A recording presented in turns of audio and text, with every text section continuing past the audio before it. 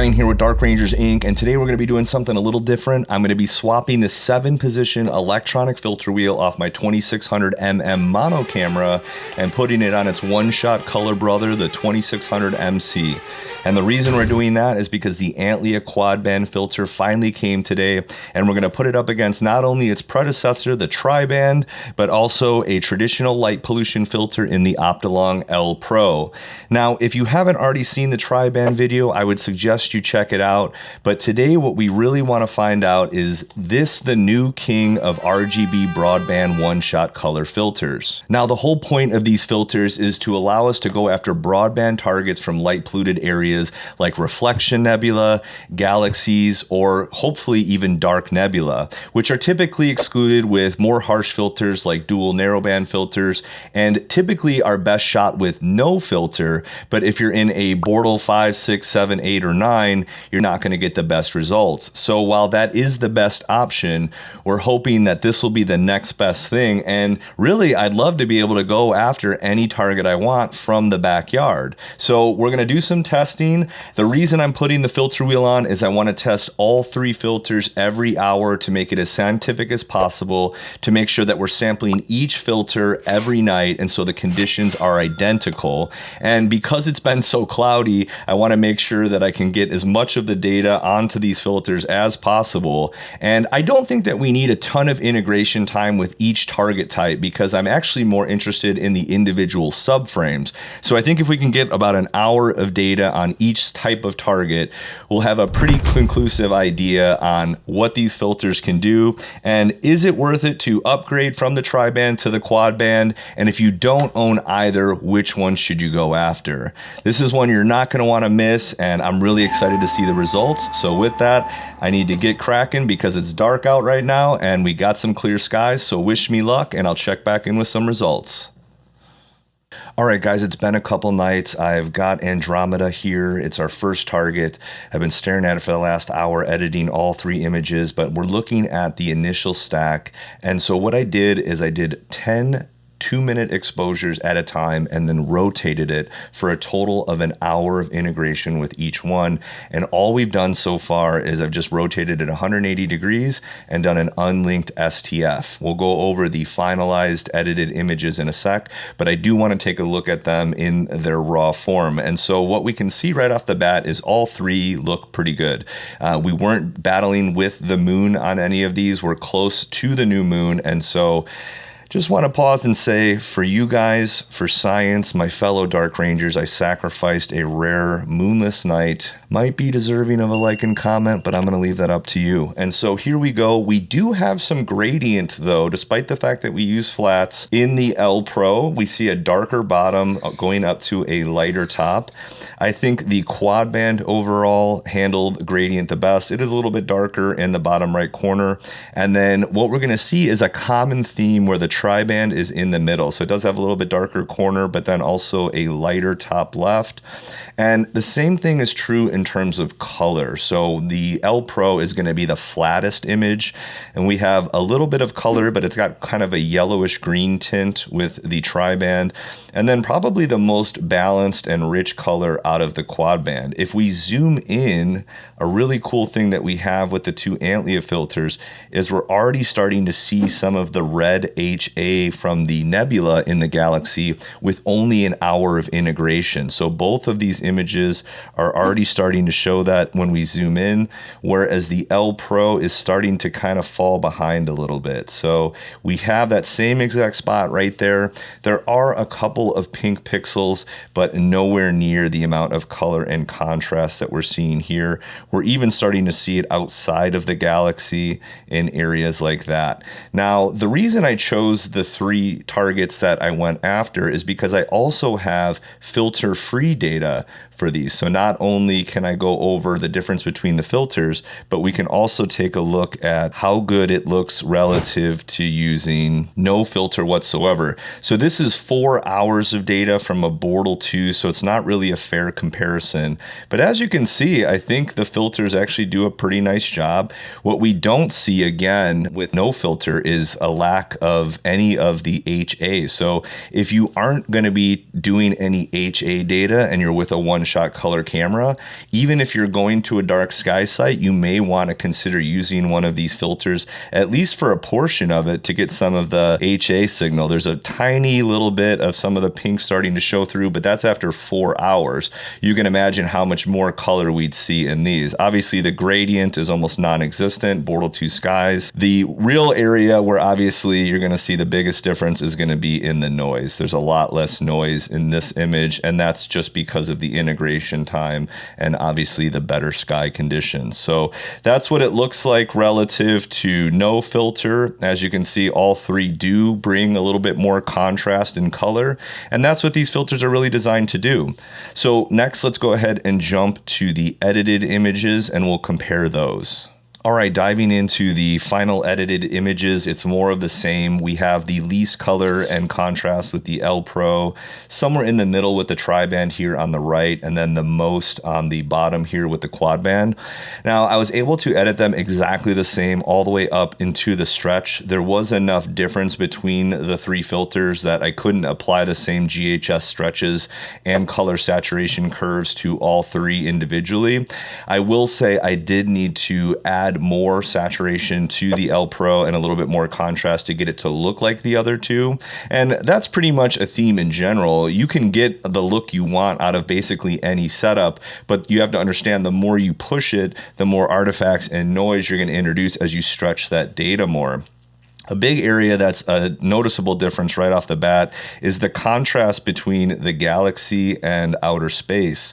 So you can see the L Pro just kind of falls off and blends in with the background. We see a little bit more separation with the tri-band and definitely the most contrast and color with the quad band. What the tri-band does really nice is in some of this background HA, you can see like it has some really nice spots back there, whereas the L Pro has very little of that pink color. And then the star color on the quad band is definitely darker, more of a reddish orange than we see with the other two filters, which are pretty much just kind of a lighter orange there, and then just a standard orange here with the tri-band filter. Overall, the Antlia filters, like I said, were easier to work with, less gradient, more color, more contrast. In terms of the final look, I think it's really up to you. All three came out pretty good. I do think right now the tri-band has a little bit more of a balanced color. The quad band, for some reason, even though the H beta is in the blue color space, I am giving more of a red overall look to the image. So I'm curious to see as we move on to Pleiades and Orion, does having that H beta bandpass really make a difference when we start to see the blues in Pleiades and the purple and violets in the Orion Nebula? Is that it'll start to stand apart from the tri-band? So I think for now, for the sake of time, I'm going to kick the L Pro out of the contest. It's definitely being overshadowed by the two Antlia filters, and then we will make it a showdown really between the tri-band and the quad band and see which one we end up liking more overall. But both are doing a great job thus far. Again, one more thing that I'm noticing here, just as we blow that up, is a little bit more detail here. Whereas it's kind of flat in terms of the color and the contrast, we are seeing a little bit more detail here in these outer spiral arms. So curious to see how it continues to play out. I've already got several hours of data on Pleiades and Orion, and with Orion I'm going to be doing not only 3-minute but also 10-second exposures, so we can really get the core looking good with some HDR composition and really make that look nice and see kind of what we get. At the very end, I might actually stack all three filters together and see what it looks like with 3 hours of Andromeda from 3 different filters. Might do that for fun. But until then, I'm going to jump back into some data acquisition, and I'll come back after I'm ready to go on the next target. All right, we are back. The last few days, I have been doing a ton of imaging, stacking, and editing. My head's starting to spin. If you've been patient through Andromeda, that's about to get rewarded, because I'm actually going to go ahead and do Orion first before Pleiades, because when it came to M42, the reason I chose this is I really wanted to see if that H beta bandpass, which is still in the blue, similar to Oxygen 3, but it's a little bit closer to the violet, if adding that extra blue light in Orion would mix a little bit with some of the red channel and give us some more of those violets, fuchsias, and darker blues on Orion, and it did exactly that. Now, normally when you see filters on one-shot color cameras with Orion, you get a lot of the HA red and then some of the lighter O3 blue, but you miss a lot of the purples and colors that you get with no filter shooting from darker skies. So the goal was to get something that could mimic a no filter type shot. And so let's dive right in. And so here we go. We did a 10-second and 180-second shot. Up above here, we have the tri-band, and then below we have the quad band. And as you can see, there's a lot more of that purple and pink color in the core and in the Running Man. And then if we go to the edited pre-Photoshop image, you'll see that even more. The tri-band does a really nice job bringing out that red HA data, but when you shoot with no filter, it's more of this purple color and it looks more like faint dust rather than HA gas. And it does a nice job back here with that as well. And then it's really basically kind of like a red and blue combination versus more of a nice natural fade between the colors. You'll really see that more on the final image when we see all of the colors really coming to life after we took it into Photoshop. So we will take a look at that here real quick. So here we have the final two, and as you can see, a nice deep red with some of the blue in the background here on the tri-band, and then just much more of a natural Orion look. If we compare it to images that I've taken in the past with no filter, the colors are just a little bit more natural. If you're looking for a more pronounced or dramatic HA signal, the tri-band actually does a nice job. I think for fun, I will put all this data together and stack it and see if I can maybe get the best out of both. But I think in terms of getting a more natural Orion, the quad band definitely wins out this round, although both do give a good result. The one thing that I tried here for the first time that I really loved, and now I got 2 practice rounds at it, was the HDR composition. So I did put a survey out on the YouTube page, so go ahead and check that out. I do put polls out there, and in this case, if it gets 50 yes votes, I will do a video on how I combine these two. You can see if we zoom in all the way on the core, it does look bright if you zoom out, but if you zoom in, there are actually no clipped pixels. And I purposefully left it with a really nice bright look because I don't like when it looks, kind of muted or like somebody just went in and smashed the highlights. Just don't like that look. I wanted it to look natural, but you can see the 4 stars in the trapezium. All the stars are visible. When I go into Photoshop, there's a button you can click to see if there are any clipped pixels in the white, and there were none in the core. So we had a mission accomplished. Yeah. I really do like that tool, and with a little bit of tweaking, I was able to get a great result. So go on there. If we get to 50 likes, you have my word. I'll crank out a video, and that'll be a lot easier because I already have the data. So next, let's go ahead and look at the Pleiades, and then if you do stick around, I did a bonus dark nebula image just in the quad band filter because, as you guys know, they take a ton of data, and I got 8.5 hours on a dark nebula target that I will share with you. So let's pop over to Pleiades next, and we'll compare the two. All right, and heading into our last comparison, we have M45, the Pleiades, and on the left-hand side, we have the quad band filter, and on the right-hand side, we have the tri-band. And as you can see, I think the theme of the more natural look with the more neutral background with the quad band seems to continue.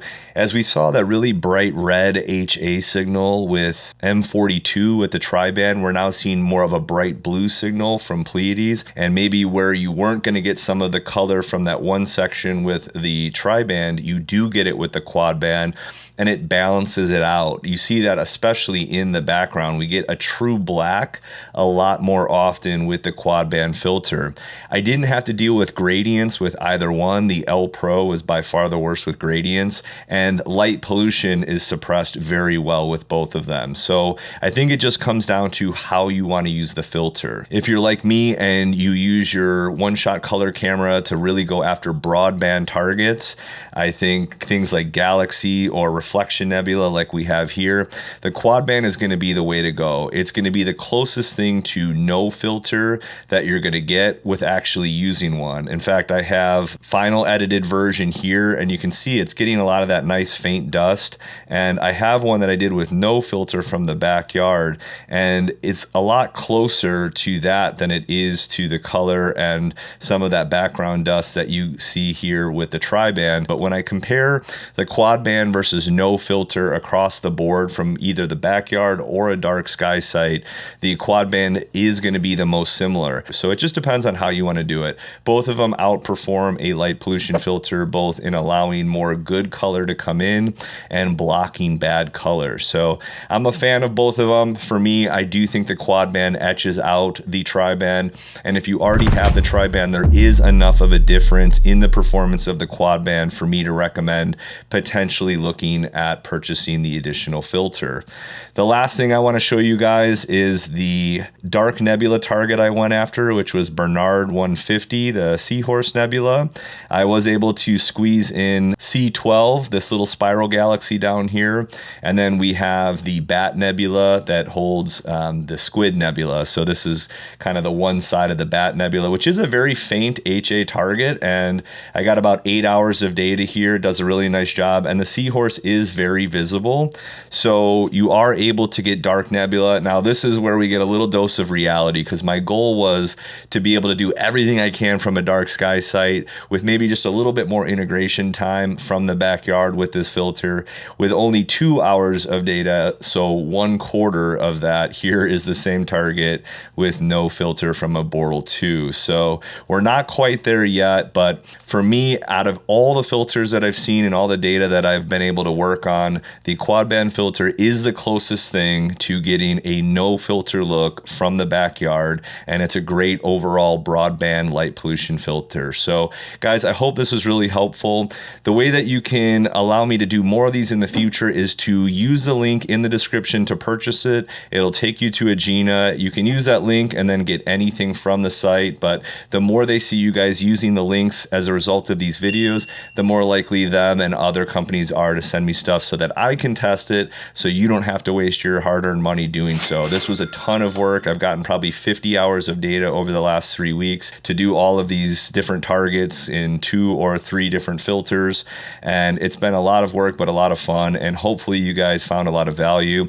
Again, go over to the community section of my YouTube to vote if you want that HDR composition. After a couple hours, we already had, I think, over 20 yes votes. If we get to 50, I will do that video with the Orion Nebula and show you guys how to get the perfect Orion image for this fall and winter, now that it is that time of year. So guys, until the next one, as always, clear skies.